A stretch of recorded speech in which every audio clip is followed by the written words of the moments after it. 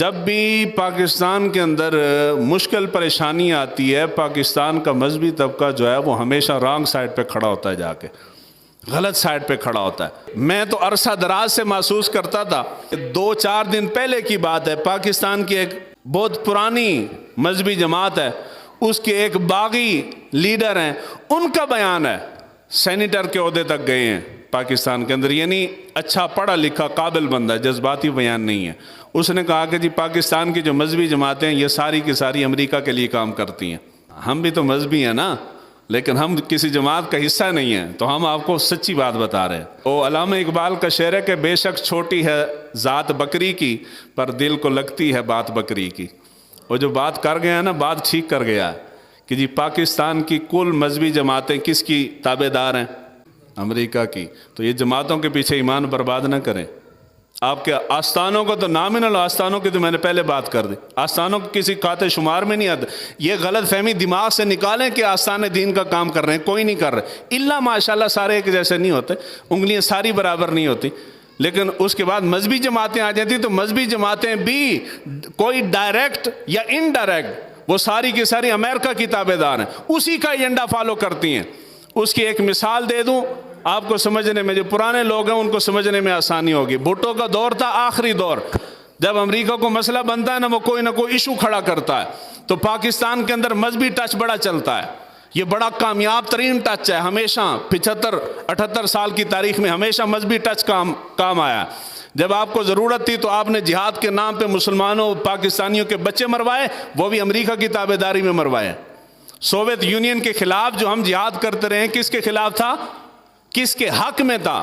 امریکہ کے حق میں تھا، حقیقت میں جہاد نہیں تھا۔ 9/11 سے پیچھے چلے جائیں، جو پرانے لوگ ہیں ان کو معلوم ہے، پاکستان کے ہر چوک کے اوپر جہادی کیمپ لگے ہوتے تھے، ترانے چل رہے ہیں، لٹریچر تقسیم ہو رہا ہے، پوری قوم مجاہد بن کے کھڑی ہے۔ کس کی تابع داری میں؟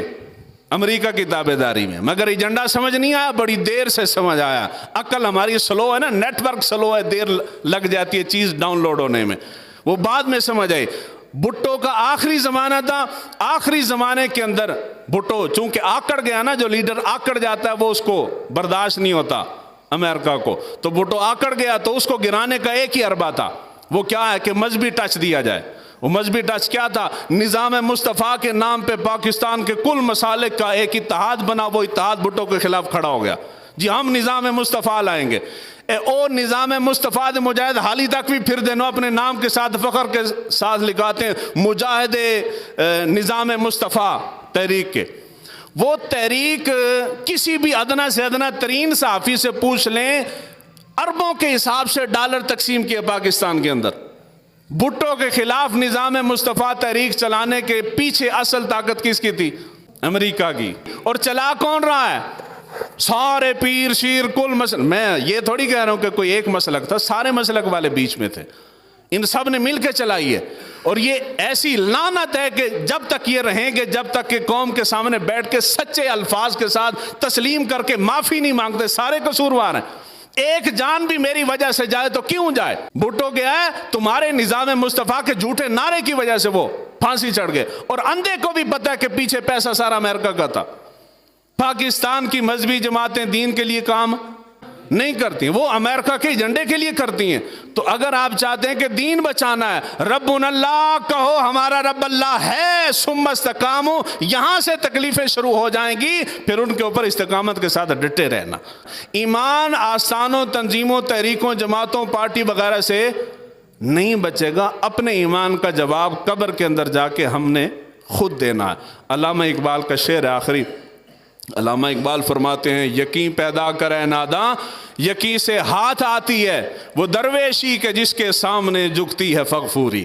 جب تو یقین کے ساتھ کھڑا ہو جائے گا نا، پھر تو دیکھے گا کہ وقت کی سپر پاور طاقتیں بھی تیرے سامنے جھکتی ہوئی نظر آئیں گی، لیکن شرط یہ ہے کہ تو یقین کے ساتھ کھڑا تو ہو نا۔ ہمارے اندر وہ یقین ہی نہیں رہا۔